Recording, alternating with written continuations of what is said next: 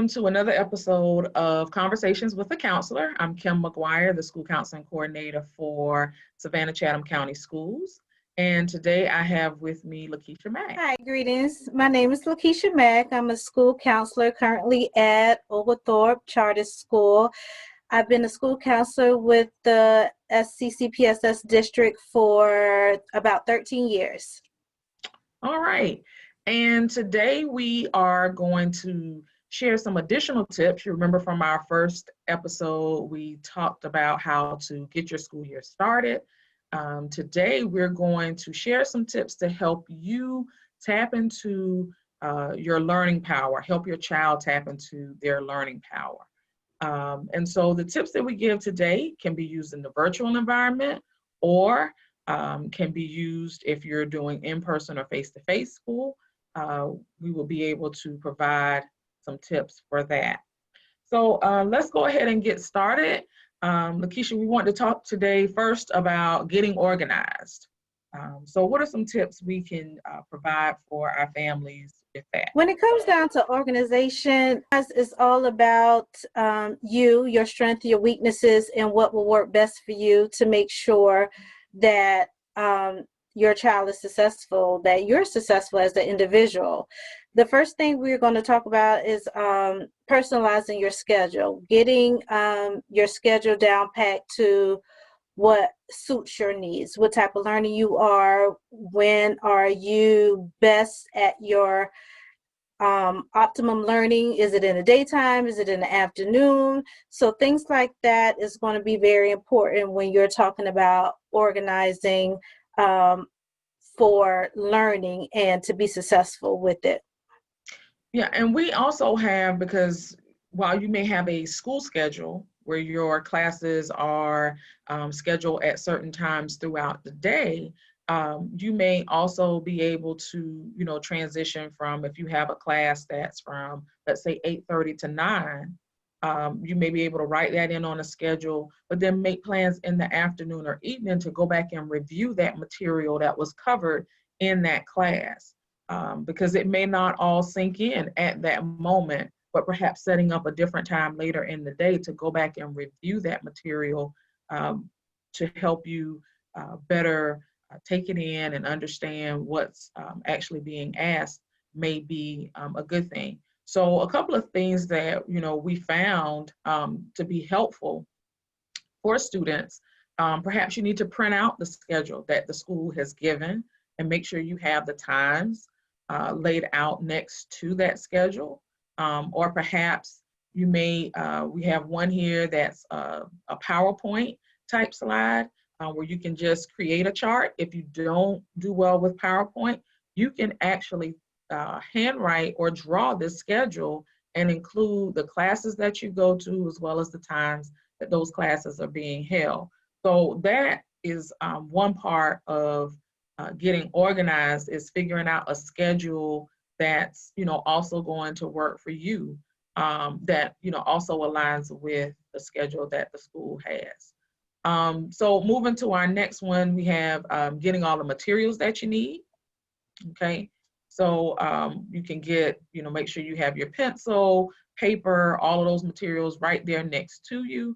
Lakeisha, aren't there some organizers and things that you can put together to help make sure you have all of your materials in one place? Absolutely. As a parent myself, when I know we were going to start virtual learning at the beginning of the school year, that was one of the things that I focus on, just making sure that they get in the mindset of learning. So what I came up with is the little triptych boards.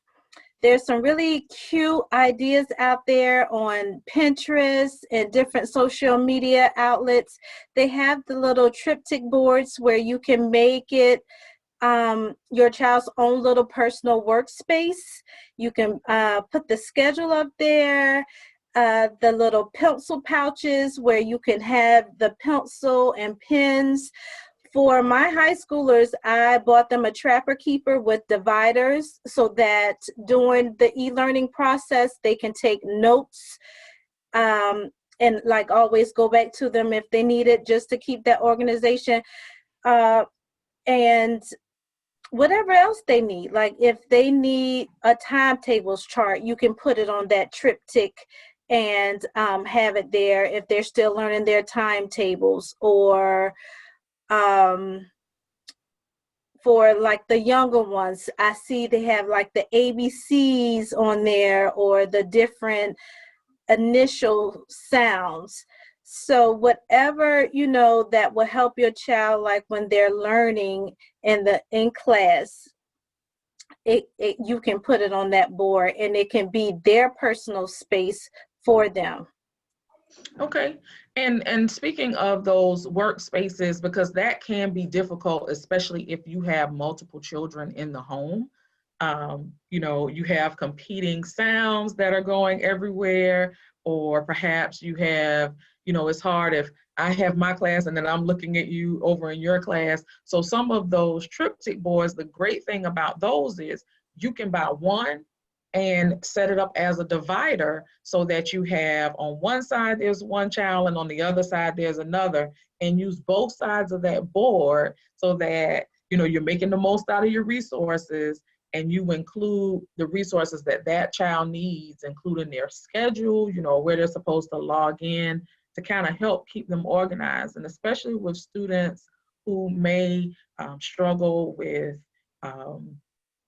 with attention, or may deal with ADHD or ADD, that may really help to bring focus to what they are doing at that particular time. So some great pictures here. You should see them up on your screen. Just some ways, parents getting creative. And a lot of these things, if you just have some staples, or if you have tape or push pins, you can, tack them right onto that board so that it's there for the student. Another piece, is just making sure with those Chromebooks. I know a lot of parents have, gotten those. So make sure that they're plugged in and that they're charged, prior to starting that school day, if possible. Or if you're using your mobile phone device, making sure that it's charged throughout the day. So just creating that workspace can really help with bringing focus to what's going on. Lakeisha, you also found when we talked about setting up that schedule and getting organized, there are some apps that parents can use to help them with setting up a schedule. Why don't we talk about those? Yes. If you have a smartphone, whether it's an iPhone or Android device, one of the apps I found, especially as a parent, to keep organized with the schedules, when the live sessions are, when their tutorials, is Cozy. Cozy.com, you will able to go and download the app, or go to your app store on your smart device, and it's a way that you can put in your schedule, your child's schedule, your children's schedule, grocery list. Is sort of like a one-stop shop for what you have to do for that particular day, week, or month. So, and we always have our phones with us, so it's a great resource to have. Yeah, and this is actually a free resource. So, Yes. right. So this is a free resource that you can use to help keep you organized.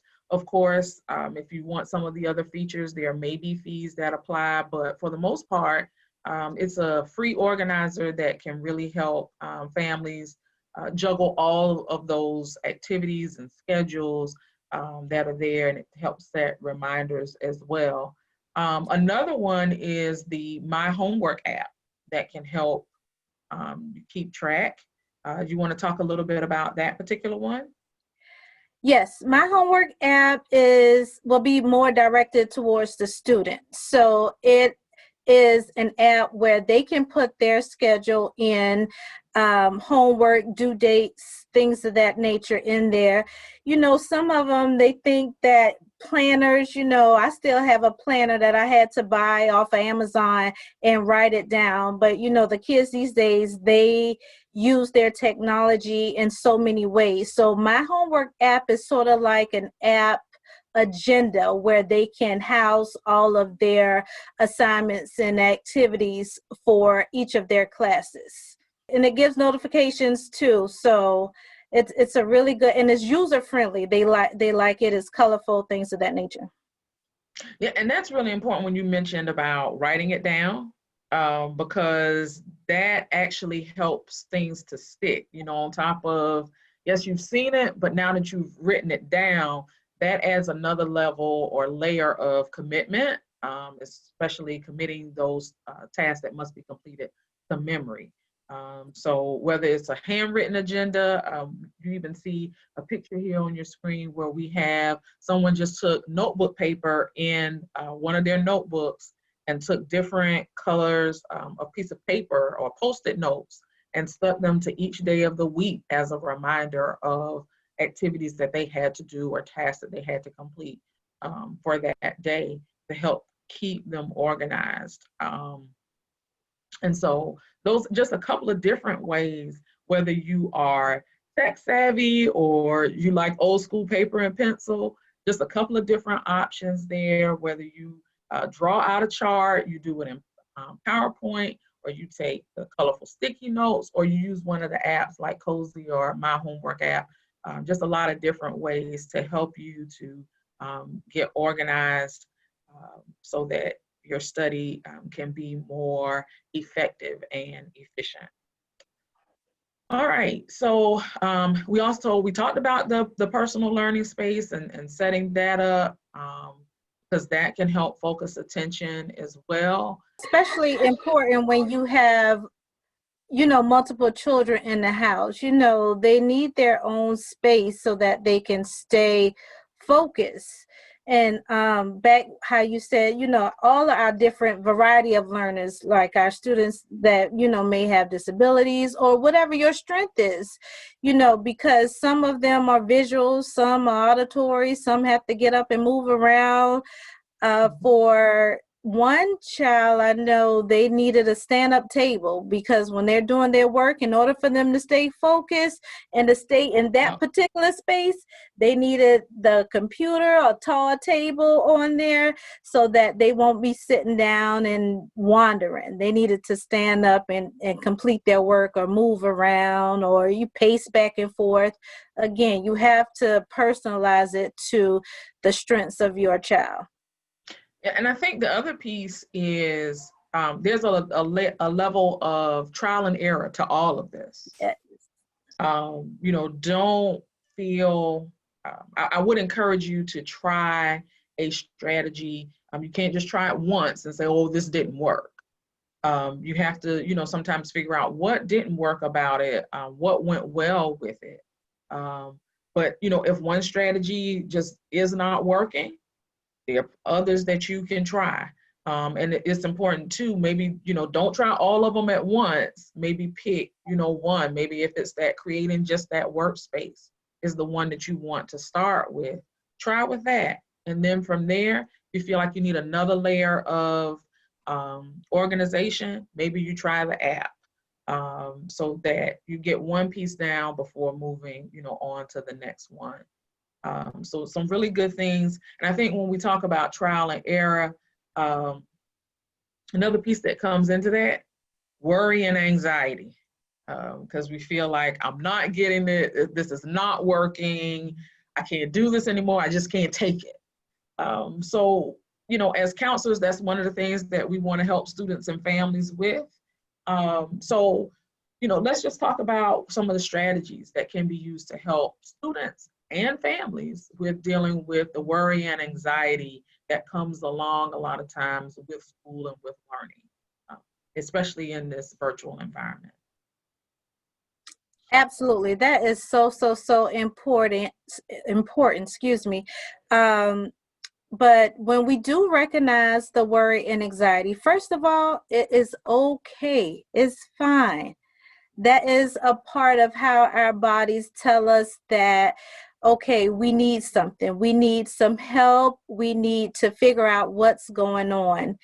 Mhm. And one of the ways to do that is just to let it out. However it comes, you can write it down, you can say it out loud, but maybe those that may not be so expressive, you dance it out, sing it out, find that song that helps you express how you're feeling at Mhm. the moment, and share, especially for parents and children. It's good to kind of sit down and just do a check-in. Tell me what's going on with you. How are you feeling?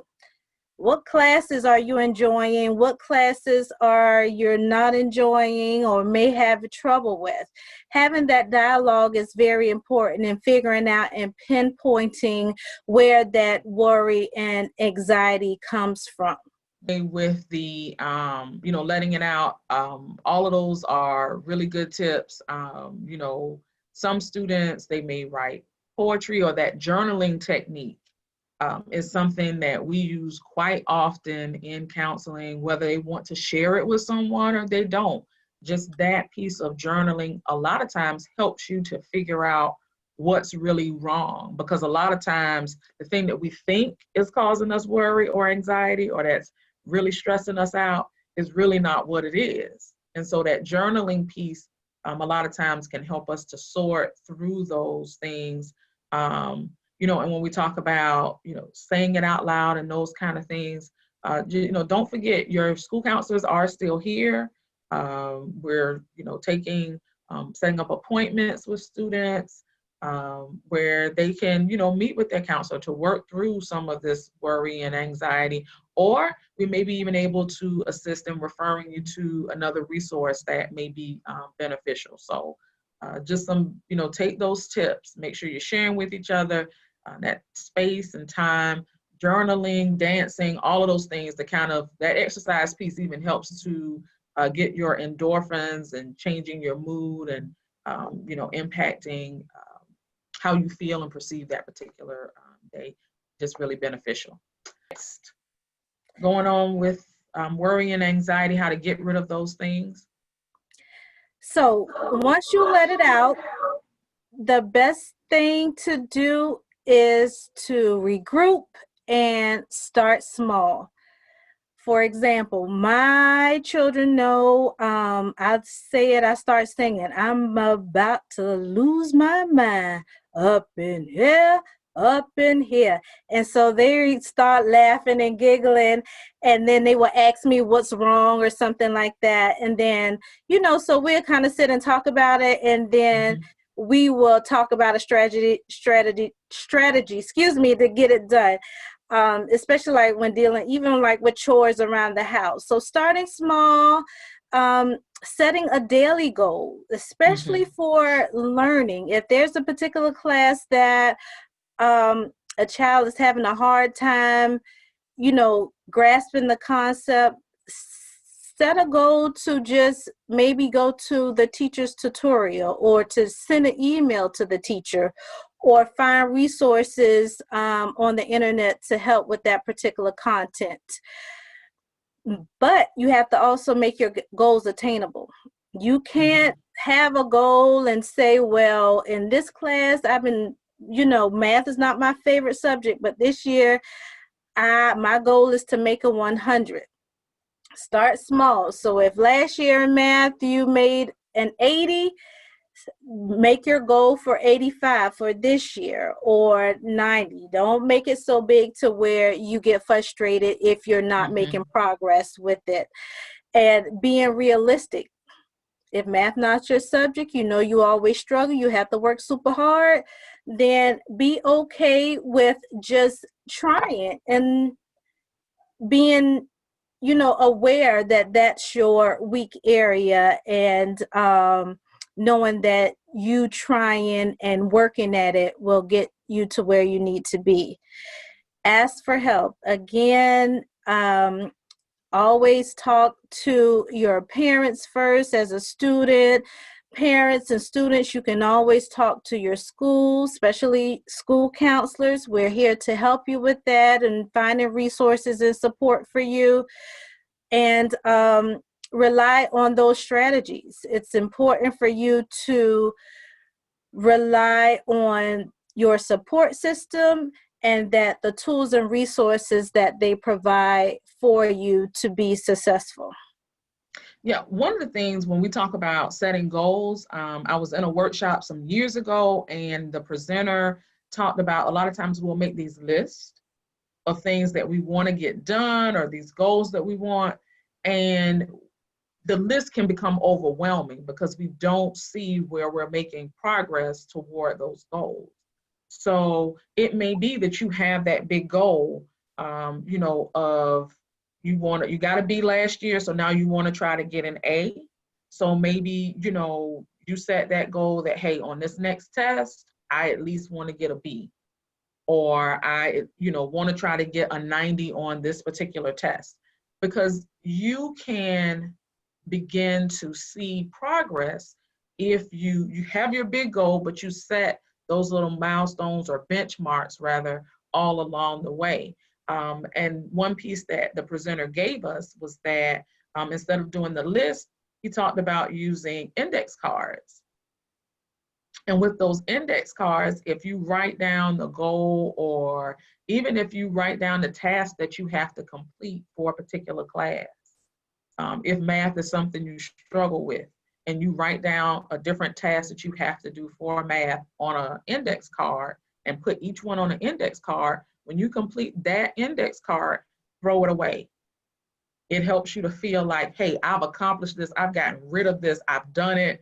Now I'm ready to move on to the next thing, and just how empowering that can be, because now you're seeing that stack of index cards is getting smaller and smaller and smaller. So that's another tip, taking those goals. For some people, it may work. I think when we were talking on yesterday in planning for this, we talked about even using dry erase markers on a mirror. Yes. Because those will come right off, and you write your goal, and then when you get to erase it, that's a way of saying, hey, I accomplished this, I did this, I've met that goal. And that's your visual piece. You see it. Yes. Yes, you go and you look in the mirror at least once a day, and the reminders, the repetition, the practice, seeing it, gives you that, oh yeah, I have to do that. I have to get that done. And it provides you that motivation and constant, let's get it done. Right. And then once you get it done and you're able to look back and say, hey, I did this, and you get to erase it, the feeling you get from that will help you to move on to that next goal or that next task that must be completed. But, I think just making sure that they're attainable, realistic, and that you make it more concrete by writing it down. You have to write what it is you want to accomplish, write in that vision, write in that plan, so that you are able to actually see it when it comes true, when you're actually able to accomplish it. So good things there. Wanted to kind of talk about a technique very briefly for practicing mindfulness. We have here something called star breathing. So Lakeisha, let's tell them a little bit more about that particular technique. Well, star breathing is just a way to stop and regroup. Honestly, it's a way, sometimes we get to the point where our minds are running 100 miles a minute. There's so much going on, and you have that feeling of, I can't do this, or if this is too much and things get overwhelming. The star breathing is a way to kind of get you settled back down. And how star breathing is that you can visualize a star, or if you pull up a picture of a star, or even draw a star. And for each angle, you do a specific breathing technique. So you start off by breathing in, and then you go up the star to one point, you hold it, then you breathe out.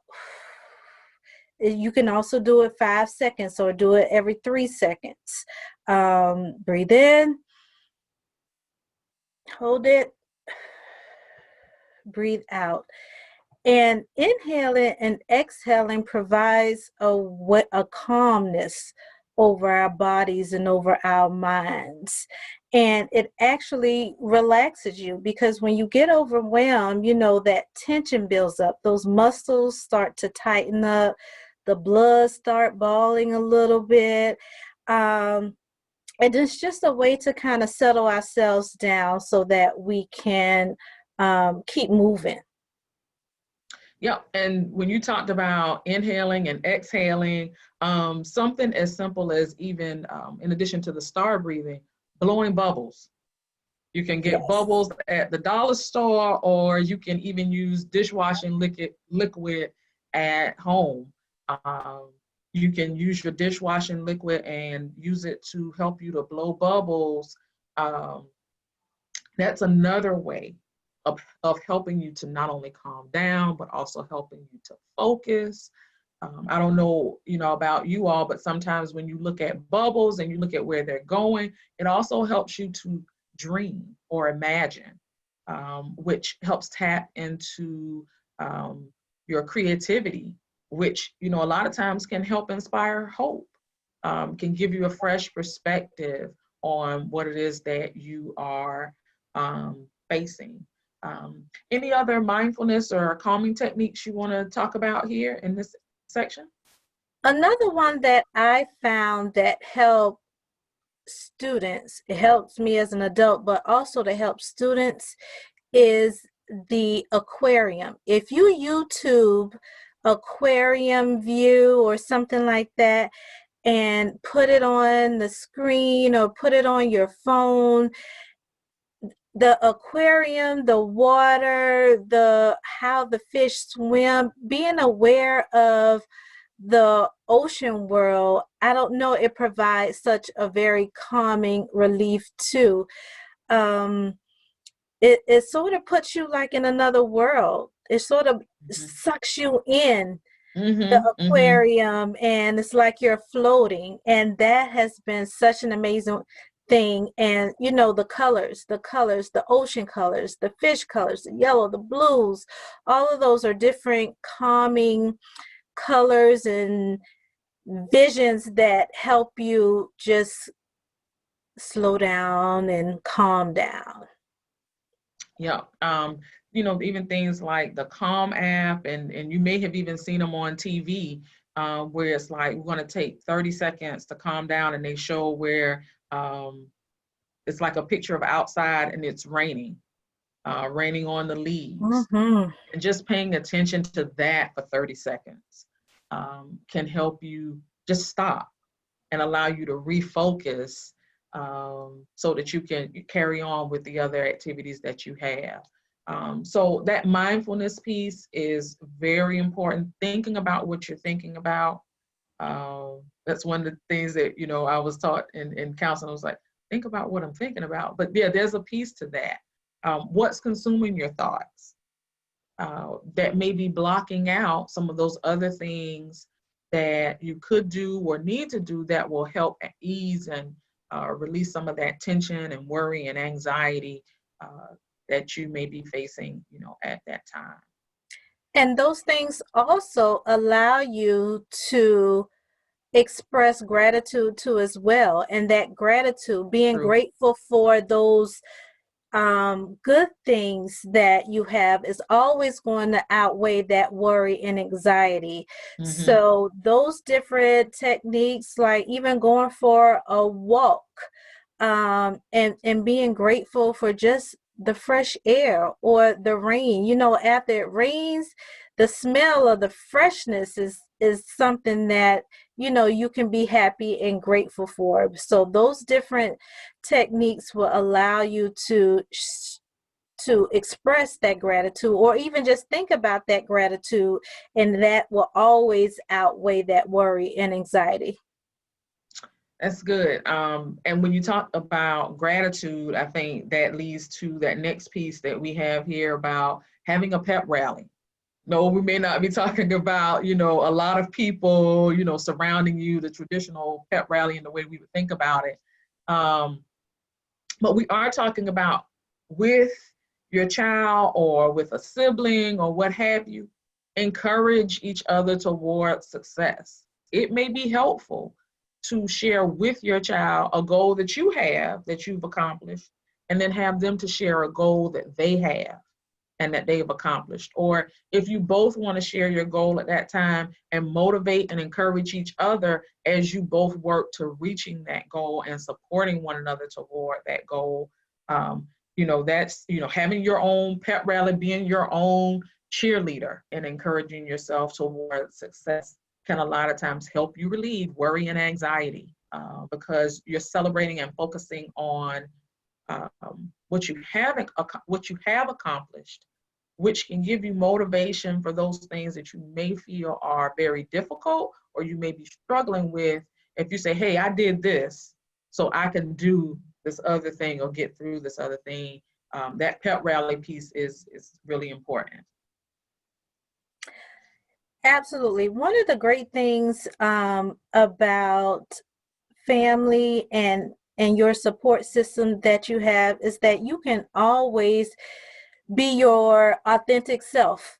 You Mm-hmm. can celebrate each other however, how crazy or how weird it may be with your family, with your support system that you have. You can always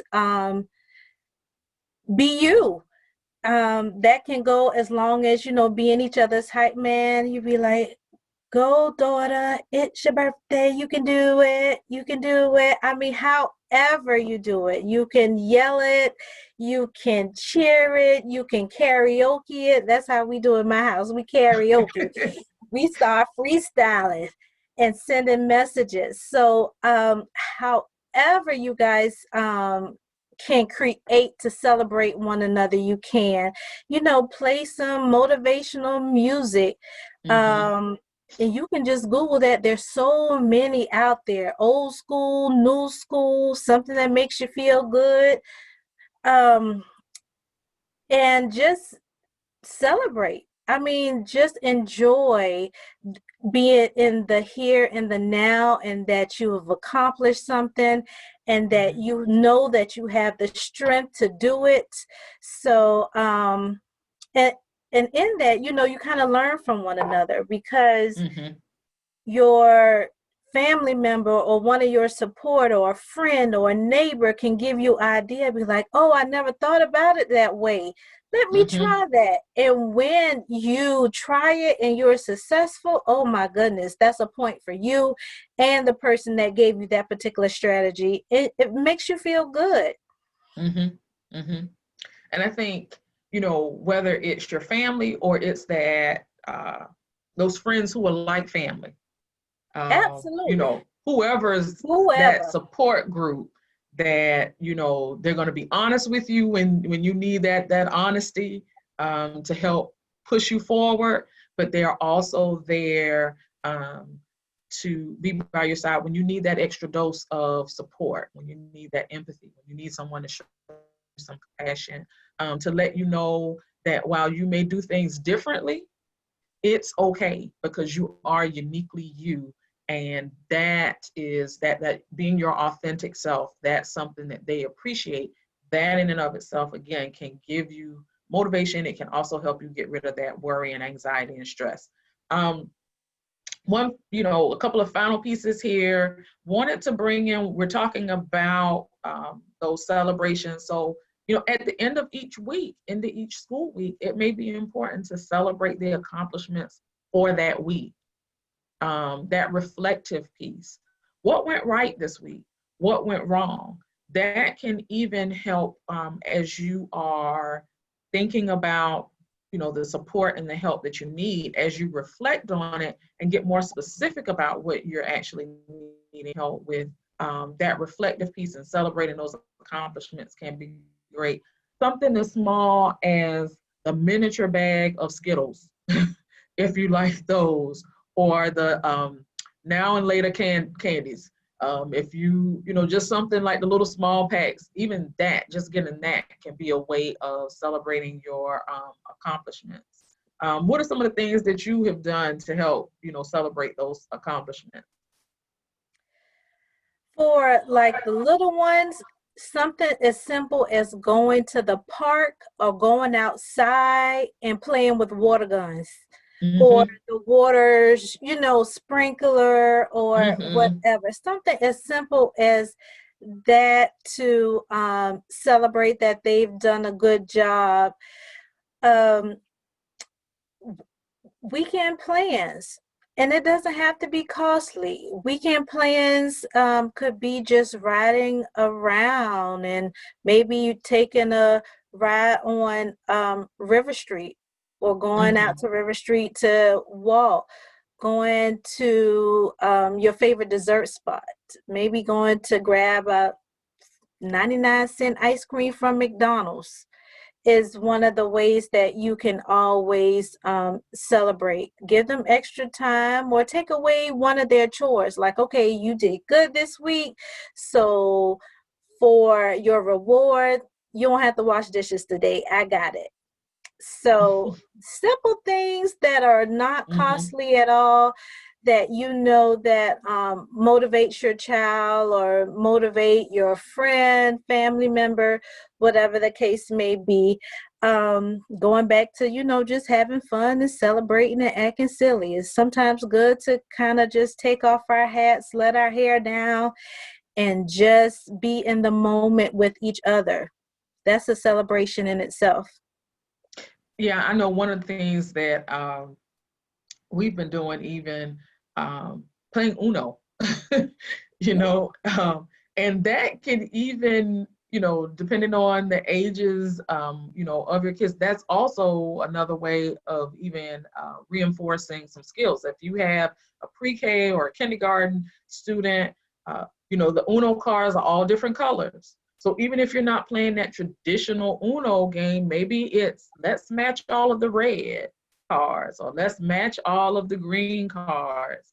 But the child can have fun and it doesn't have to be long, just participating in that piece of it. Or if you have older children, actually playing the game of Uno, make it into a competition, best 3 out of 4 or, something like that. Um, can just help with, hey, we made it through another week. So now we're going to, try to do something to have fun. And it's a great way, believe it or not, it helps you start conversations. It also just helps sometimes you to figure out, what else may be going on. And you can change it up. One week it might be Uno, the next week you may be going outside and, playing a game of tag or something, or dodgeball, something like that. Another, activity that you can participate or do. If you have a neighborhood park that's close by, turn it into an obstacle course where you all go through and do some of those obstacles and make it like a family. Um, what is it? Comes on American Ninja Warrior. You make your own obstacle course down at the park, and that's another way that can help not only help you all bond, but just help relieve some of that stress, and then also help you to celebrate your accomplishments. So we, gone over some different things here. Lakeisha, any final words that we want to leave our audience with today? The last thing that I just want to say is even with all of these different activities, I just want to go back to the start small. If you weren't doing anything, just acknowledging, that you understand what's going on and that we're going to set these goals or that you may have accomplished something. The gratitude is just so important in acknowledging, especially in any child, from the very youngest to the oldest. They want that acknowledgement. They want that Mm-hmm. validation that they have accomplished something, that they did something good. We all do. We all Mm-hmm. thrive on that, and it provides motivation for us. So just hey, personalize it, do what's best for you and your family, and acknowledge and be grateful. Some, really good tips, some things to kind of help with bringing organization, focus. We will have these slides up on our school counselor webpage. Also, like I said, reach out to your school counselor if you need some additional tips or techniques that, to assist you in this learning process. And we just want to thank you for joining in. We have some additional episodes that will be coming up. And we just want to make sure that we are here. We're here to support you. We are all in this together. So thank you for tuning in, and we hope something was helpful.